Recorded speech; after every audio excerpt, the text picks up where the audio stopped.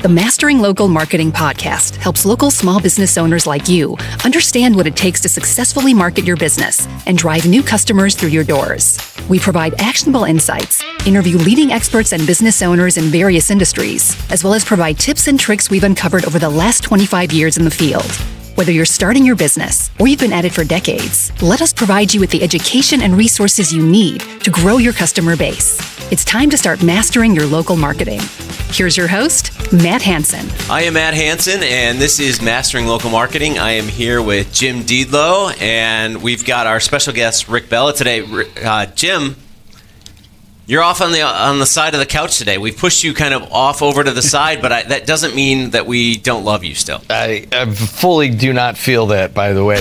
It's we are recording here at Purdue Northwest, and it's called Mastering Local Marketing Podcast. And it's like my media business and so forth, and I feel like I'm getting pushed down further and further. I'm been pushed out of the sports. We do all the sports, and pretty soon they're going to take my camera away, which would really suck the most, right?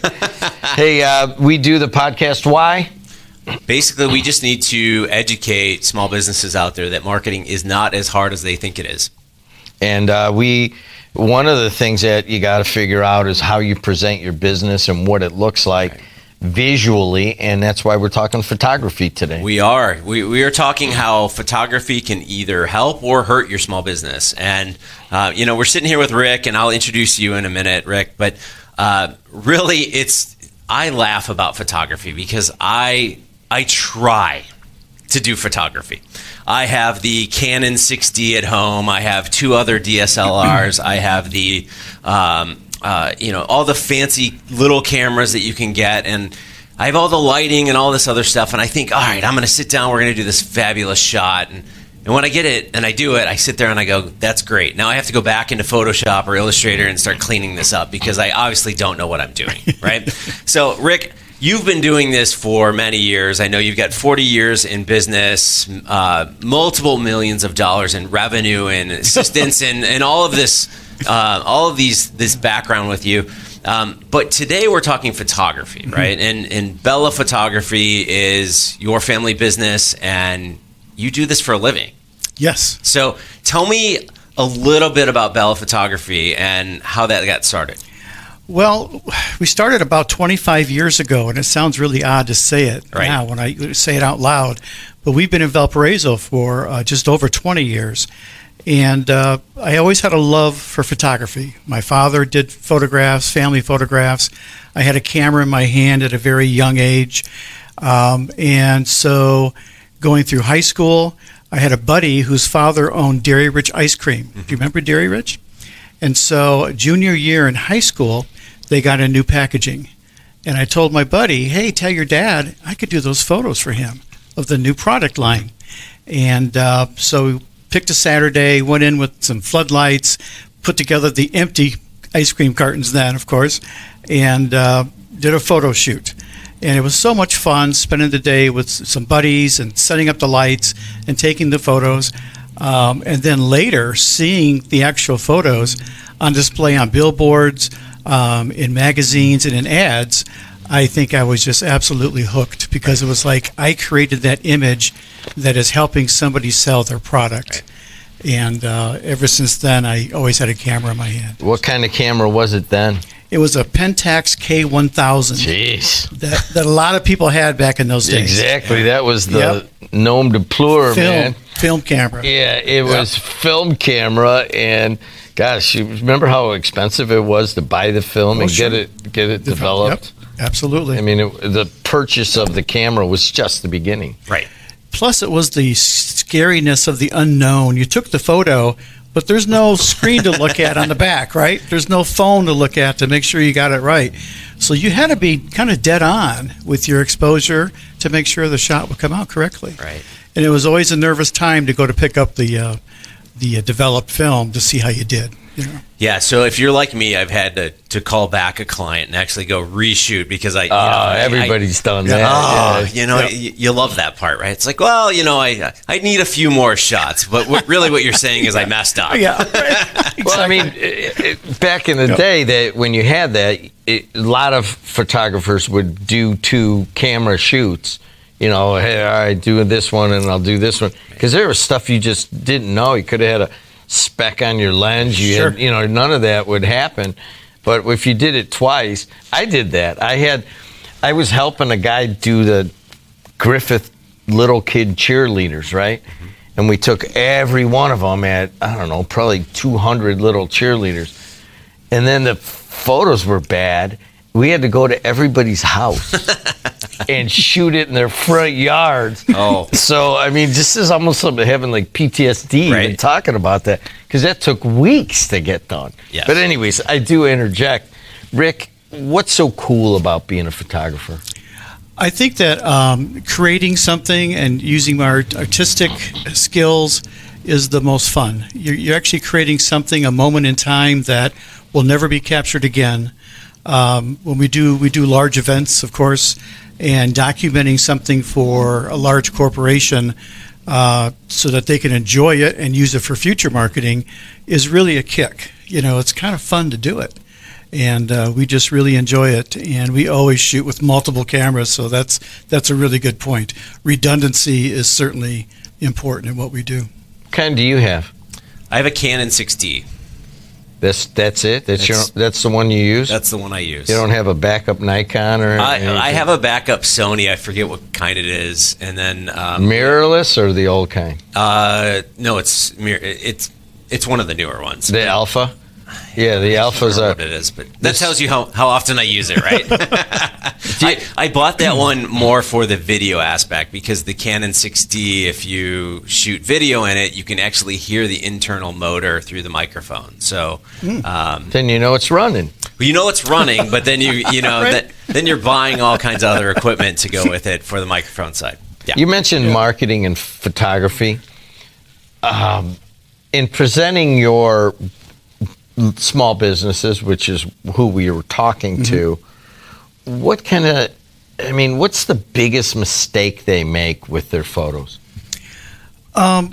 What I've found is that just not taking time to schedule the photo shoot and to put the resources into it to get great images. There's always, they're scared about the budget. How much is this going to cost? What do I need to buy? I've had some restaurants that were scared to make the food because they knew they just had to throw it away afterwards. Well, if you're worrying about a $5 dish, that's maybe you shouldn't be doing a photo shoot. So I think just to getting over the stigma that they're going to spend some money and put the time toward it is the most important thing, and that's the biggest obstacle that I always see. Go piggybacking off of that, right? So they're afraid to put the money out there. A lot of them will go out there and they'll buy stock photography and things like that. And when you sit down, some stock photography works really well. Sure. But if you are trying to sell who you are, your brand, right, I don't think that comes across in a stock photo, right? So everyone has a. I've used enough stock photography to know I'll literally be going through things and I'm like, that's stock, sure, as you're looking at different things. And you can tell, but there's also other people that have seen that image on something else. I personally believe that you have to show your personality through those photos. You have to really understand who you are. And those people that try to, save $1 here or there, sometimes actually end up hurting their brand. They do. The perception of their business, right? Yep. What have you seen on your end when you walk in? Obviously, you're doing these amazing photos, and for everyone out there, go to bellaphotographs.com. I was looking at your food pictures the other day, and made me want to go buy raspberries. The one picture. So I mean, they're unbelievable. They just jump off the page. If you buy stock photography, there's no personality there. So what do you see when you walk into a company and they're using stock photography, and then you present them with, we'll call it the raspberry picture, And what do they say? Most of them just say that they didn't realize that their photos could look that way. Right. That's the biggest surprise. Yeah. They think they have to go with the stock image, but if they're selling a product and using a stock image and in the background are these beautiful mountains in Colorado, that really doesn't work well for the region. Right. So you have to be realistic in what you're portraying in your marketing. Right. And if you're selling a widget, it really should be a photo of your widget. And that's kind of what we teach and show. We don't also want to get too fancy with the photos. You mentioned some Mexican food photos you saw. Those are really true to life. Right. Those are that is what your plate is going to look like when it comes to your table. We don't want to get too fancy so that when someone gets their plate, they can tell the waitress, hey, this doesn't look like the photo in the menu, or this doesn't look like what was online. So it's important to portray what you're offering. Just be honest. Right. So you're not calling any fast food companies out based No, off I'm of not. that. I'm not. But there are, when you make a ABC hamburger and the cheese is melting beautifully on the side, Right.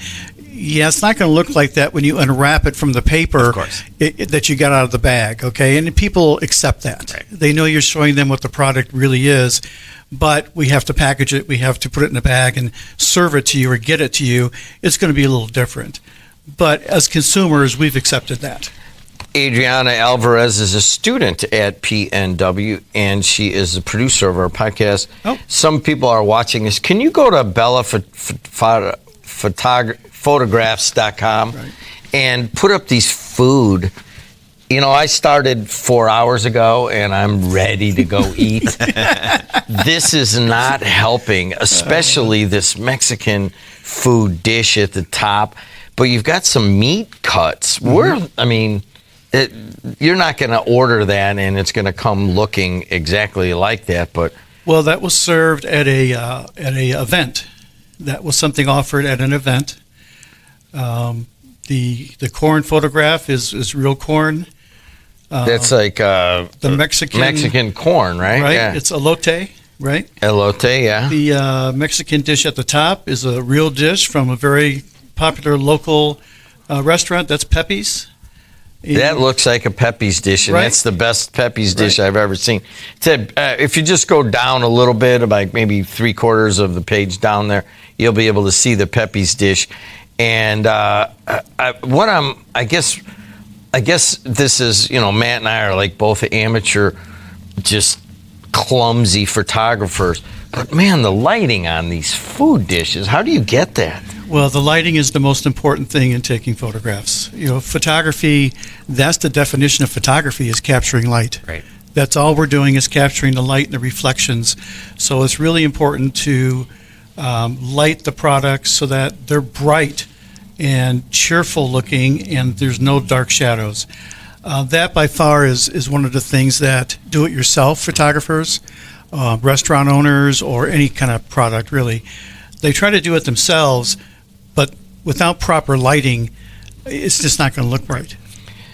So, Matt, we're talking about mastering local marketing. Much of Matt's expertise is on social media and digital marketing. I always love when he sends me a text of, hey, man, I got like $1.70 per 1,000 for these people. And, he's all excited about it, right? Sure.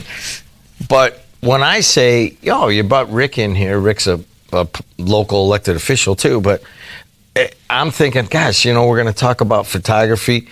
I'm thinking, they don't need it in newspapers anymore. And, most of what we do on our TV side is video. I mean, gosh, right. Do you even need photography anymore as everything has gone digital? And I already know the answer to that. It's actually probably more important, right? It is. It is. When people want to go and support or looking to buy something, they're going to go first online. They're going to go to social media. They're going to go to online sources. You're right. Newspapers have changed over the years. We don't see a lot of marketing going on for small business in newspapers. But for the most part, you're going to look at social media. You're going to trust your friends and family to post pictures of things that they've bought and enjoyed. And so, yes, it's really important. And the old adage about a picture is worth 1,000 words, it really is, because if we were at a restaurant, let's say, and I'm reading about the steak that they're offering, and I would say, hey, take a look, read this and see what you think. It may sound good, but if I could just say, wow, look at this photo of this steak. That's all that has to be said. Your mind will look at it and say, wow, that does look really great. Look at that baked potato with it, and you get a salad. It tells the whole story just in a quick image. And we like learning through imagery. We always have as humans. So an image can tell you a lot more than the best copy that you can do for a product. Yeah, no, definitely. I think our eyes are trained to go towards images Absolutely. first over text. And when you can provide that steak or whatever, I was laughing. I was out to a restaurant probably 2 weeks ago, and the waitress came up to me and said, "What do you want to eat?" I haven't looked at the menu. I opened it up. There was a picture right there. I said that. I mean, I just There you go. I pointed. I said that. That's what I want, Right. and that's what I got. Sure. And I was perfectly content. It looked just like the photo. There's real value there. The other thing is frequency of using photos at this point, right? Mm-hmm. So if you had newspapers in the past, the idea was you may not advertise in a newspaper every single day, but when it comes to social and your website and all of this, you're constantly putting content out there. Right. So you need imagery, and you need quality imagery, not imagery that doesn't necessarily work real well with what your brand stands for. But you're seeing stuff all the time, Mm-hmm. right? If you don't have that imagery there ready to go, you're scrounging for content at that point. Plus, too, we're a 24/7 society. So imagery online is available anytime someone wants to look at it. It could be 3 a.m, it could be noon. It doesn't matter. If your imagery is there and it's well documented, you're getting advertising without even knowing it. Right. I Yeah. turned my mic off so it's that on. I could cough, but instead I just made a bunch of noise, which was way worse than that anyways. Once Amateur. again, I have to bring this up when the sirens go off. We are on the campus of Purdue Northwest on two of the most busy roads in America. We're right at the bottom of Lake Michigan. It's a beautiful area. And one of the things that I've noticed lately, I've got a buddy who comes on here regularly and announces games for us and stuff. He regularly hires photographers now to go out and do professional shoots of his houses that he is listing. Mm-hmm. He used to do them by himself. And I got to say that it's double or tripled the quality of having a professional photographer come out. How has, specifically for the real estate industry, how has that evolved over the last 10 years? It has a lot, because people are shopping online. You no longer really get with a realtor and spend 3 days driving around 2 different counties looking at a variety of houses that may or may not appeal to you. You do some pre-selection first, and then you tell the realtor, I want to go see these 3 homes because I already checked them out online. I get a tour of the whole house. I got to see all the photographs, and I think this is what we're looking for. And so it certainly has changed a lot. And now we're even buying cars online. Look at Carvana. Mm-hmm. They're not going to post ugly photos of cars. They want to post the cars in the best light. No pun intended. They have the best Right? photo editing too, by the way. Well, sure. You get there and Right. I mean, how do they get that sparkle? That didn't happen. That was added, but Well, sometimes you can. So. yeah. So, like here we are on my business. I service 100 businesses. Some of them are restaurants, and yes, they hire. I could go to Doc's Barbecue, and he hired a professional photographer he brought in there. But many of them aren't necessarily that visual. Got HVAC, I got a home builder, we have laundromats, that kind of stuff. How about these, I guess, less romantic businesses that are nuts and bolts? How can they benefit from professional photography? Well, again, a photo, if it's worth 1,000 words, why don't we use some photos to tell their story? If you're a home builder, if you lay tile, those you can capture images in a creative way to make the business attractive and to show that, hey, this company really knows what they're doing. Look at these images. Look at these workers putting up this house or roofing or whatever the case is. So I think that every business, large and small, need great imagery. It is absolutely critical in today's world. There are 65,000 photos taken every second. Think about that. So 200 and some thousand were taken just when I said it. Yeah, that's just my wife. Every second. Well, we're taking on average 20 a day. Yeah. Humans. Right. So that's a lot of photographs. Wait a second. The average human's taking 20 photos a day? That's right. That's right. We're falling behind, Jim. Yep. I'm telling you. So 90% of U.S. adults have a smartphone. Every smartphone has a camera. That's a lot and of they're cameras. getting better. Oh, they are, I mean, you absolutely. can still tell the Sure. difference between DSLR and an iPhone. You can, photo. and you really can't compare a small lens like this on your phone compared to Right. what I might use for a photo shoot. You know? So a lot of what we talk about is your online presence. And most businesses that would be listening their first online presence, their website. Sure. And you can tell when you go to somebody's website if they've hired someone or not. Can you tell? That's my point. I can always tell, but of course that's No, in my I can area. tell too. Yeah. And like I'm redesigning ours in the next couple of months, and I'm glad we're having this discussion because I was kind of like, well, maybe I'll take the photos and this and that. And I'm like, no, that's too much pressure. Sure. And that's like Hanson, you got to take 100 to get one shot. True. Yeah. But so for the average person that has 3 locations or 3 HVACs or whatever it might be, they're looking to redo their website. Where do they start with the photography in that progression? Well, I would first talk to their web designer to see what kind of website that's going to be. Is it a product catalog? Are they selling things on the website? Are they just telling a story about their business? I work closely with a lot of marketing firms, of course, and provide imagery for that. And the most important thing is to find out what they want to use the photos for, in what media are they going to be used for, and put together a shot list of what's really needed to tell their story. Some businesses, and we do this often and it's so much fun, we'll just have a half day or a full day rate and we'll go to a business and spend the entire day with them and just snap away. Yeah. Document what their company does on a given day from a variety of point of views and angles to tell their story. And then at the end of the day, we say, okay, we got 1,200 photographs for you. You can put them in a folder and have them throughout the next year for all your social media posts, for your advertising, and we try to capture everything for them. That is a great way to get into imagery for your small business. That's actually a great idea. Yeah. I mean, everybody that is listening to this or watching is going, man, if I had great photos, I could really make my website pop. Right. And then they wind up going and getting the stock photos or putting a cartoonish thing up there or whatever just to fill it in. But you can tell when it pops.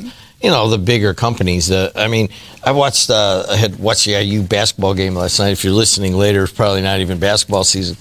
They showed that Wendy's commercial. I probably saw it 20 times because I didn't want to leave the game. And they had this beautiful shot of just a camera shot. It wasn't a video shot of the burger and the cheese and the pickles Sure. and the tomatoes. And I can still see it in my head. We're talking about it, right? Yes, I'm like still, and I'm Look at the starving. impressions, right. Now I'm getting even more hungrier. You know what I mean? Right. But anyways, this is interesting. So, kind of wrapping things up, what if somebody was looking for a photographer, small business looking for a photographer? What are some of the things they should look for? Well, you want to hire a photographer that does that type of work. If you're hiring a wedding photographer to do your marketing photos, may not be a good idea. Sure, they can use a camera. But kind of check out their websites for sure to see if they do that kind of photography. And then don't be afraid to interview them. Give them a call and just ask them good questions. What kind of equipment do you use? Are you going to shoot my photos with a cell phone, or do you have good equipment? And what does that look like? You can ask the photographer how the images are handled. Do I get full rights to the photos? Do we share the rights? How does that work? Where are they stored? Very important, right? Yeah. How are they delivered to the client? So I would just ask some really good questions and do some interviews. Right. You can certainly tell from a photographer's website, as you can see there, what they're all about. Right. Hey, this is the Mastering Local Marketing podcast. There's plenty of questions that we could ask Rick Bella here, including his stances politically and in terms of economic development, because he's an elected town councilman in Maryville. But if you want to get in touch with you personally, what's the best way to do it? Really, just give us a call, 219-736-5217. Or really visit the website where you can contact us through that, which is bellaphotographs.com. Sounds good. Yeah, and don't go there with an empty stomach is all I have to say. Yeah. Or not liking your house, because there's all these beautiful pictures of houses I saw here. those too. Yeah, exactly. Yeah. I'm first of all, I have never cut my lawn ever in the history of looking like you're making these lawns look. So to sell your house, you got to hire the professional landscaper to come out and cut back and forth and give a Wrigley Field look to it. And then you get to hire the professional photographer. And then you get to hire the website developer. And then you might make some money on your website. There you go. So here's a question for you. Do you really think that a lawnmower did that? Is that? I don't know, man. I mean, that seems like a trick question right now. I know he's good. That might have had a little extra put into it. All right. So not only do you have to know how to take the photo, you got to know how to edit them. Right. How to cut grass.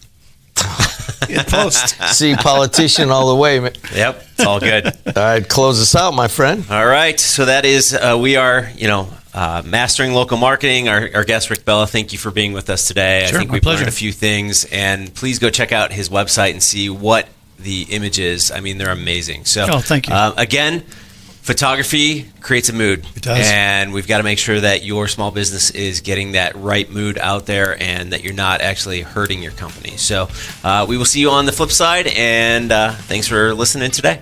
Thank you. The Mastering Local Marketing podcast helps local small business owners like you understand what it takes to successfully market your business and drive new customers through your doors. We provide actionable insights, interview leading experts and business owners in various industries, as well as provide tips and tricks we've uncovered over the last 25 years in the field.